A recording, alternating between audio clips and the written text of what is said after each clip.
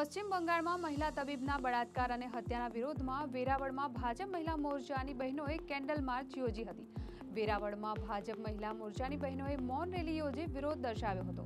આ રેલી દ્વારા પશ્ચિમ બંગાળમાં મમતા બેનર્જીના રાજીનામાની પણ માંગ કરવામાં આવી હતી। આ જઘન્ય ઘટનાને પગલે મહિલાઓએ આક્રોશ વ્યક્ત કર્યો હતો। આ મૌન રેલી વેરાવળ નગરપાલિકાથી ટાવર ચોક સુધી યોજવામાં આવી। આજ રોજ અમે મહિલા મોરચા દ્વારા એક મૌન રેલીનું આયોજન કરેલ અને એ મૌન રેલી અમે પશ્ચિમ બંગાળમાં કે જ્યાં મમતા બેનર્જીનું રાજ છે એવા રાજ્યમાં એક ડોક્ટર મહિલા ઉપર બળાત્કાર કરી અને હત્યા કરી દેવામાં આવી।